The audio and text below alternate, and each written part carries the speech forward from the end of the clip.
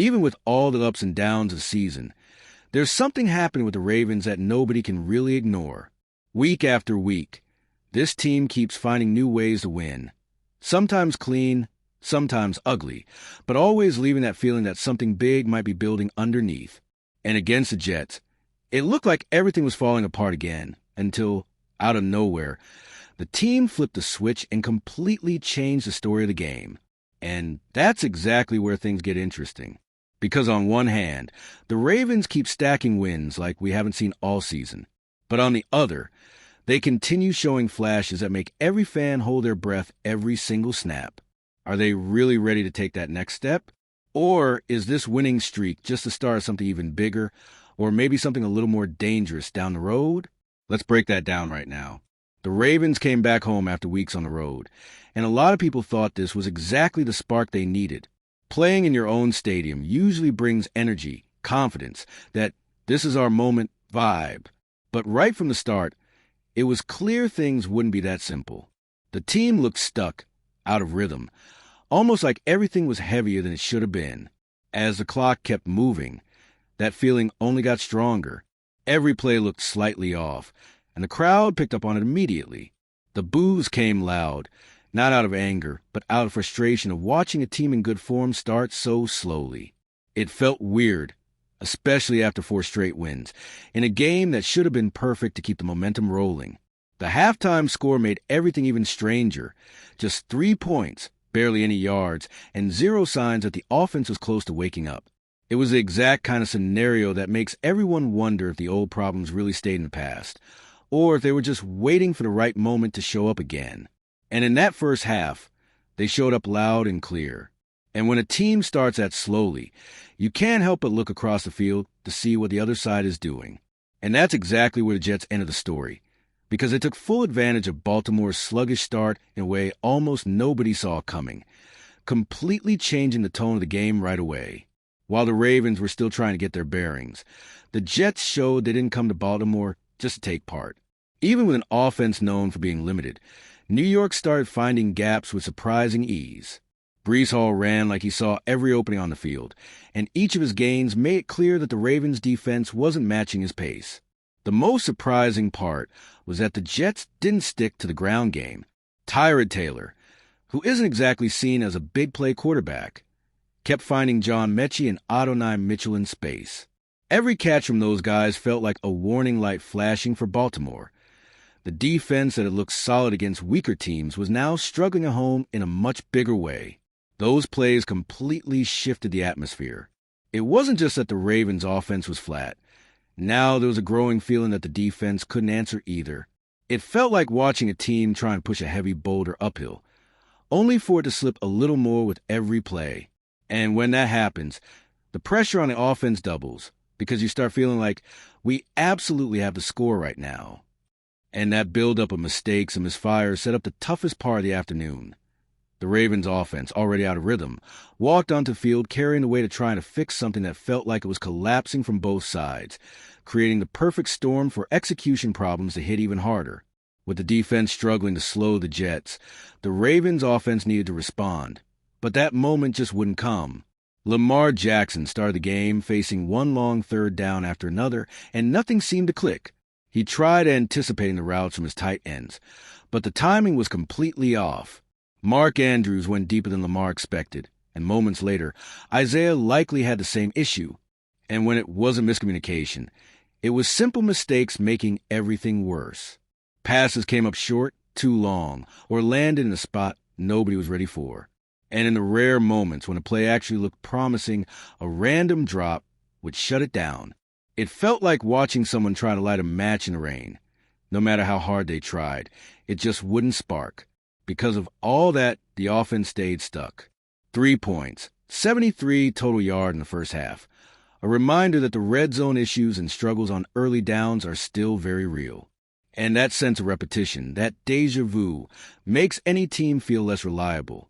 When mistakes show up in the same way over and over again, doubt grows fast. But football is unpredictable. Sometimes halftime is all it takes to flip everything. And that's exactly when the Ravens came back to the field with different energy, setting the stage for Derrick Henry. with his power and presence, to finally take over and tilt the game in a way that woke up the entire team and the entire stadium. All right, we're already past the halfway point of this video, but before we continue, I noticed you haven't left a like yet. It's really important because it helps YouTube keep showing you my content so I can keep bringing you the best news about the Baltimore Ravens. So go ahead and hit that like button. It's free and it really helps. Thanks. Now let's get back to it. When the team came out of the locker room, it looked like someone had flipped a switch. The offense showed up lighter, sharper, and finally put together a real drive. Derrick Henry, who'd been contained for most of the first half, finally had room to do what he does best: run through people and drag defenders with him. And that drive ended with the first touchdown of the day, a score that felt like it unlocked something inside the whole team. That shift in energy boosted the defense, too. After the touchdown, the Jets tried answering with aggression, but ended up failing on fourth down. And the Ravens didn't hesitate for a second. They went for their own fourth down, put the ball in Henry's hands again, and he delivered another touchdown that completely flipped the game. Even then, nothing came easy. In the fourth quarter, the Jets pushed back again, and Breece Hall began carrying the entire offense on his shoulders, almost willing New York down the field.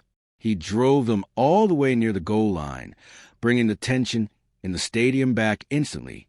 But that's when the defense stepped up at the perfect moment. Marlon Humphrey forced a crucial fumble right near the goal line, shutting down any hope the Jets had of closing the gap. And that played in to seal the win. It reinforced something we've been seeing for weeks. When a game gets tight, this defense knows how to come through. Which brings us to the last piece of this story: what this win really says about the Ravens and what still stand between them and being taken seriously. This win over the Jets gave the Ravens something huge: a 4-game streak that pulled them right back into the playoff race after a 1-5 start that felt impossible to recover from. They handled the part of the schedule they were supposed to handle, took advantage of winnable matchups, and rebuilt their season one game at a time.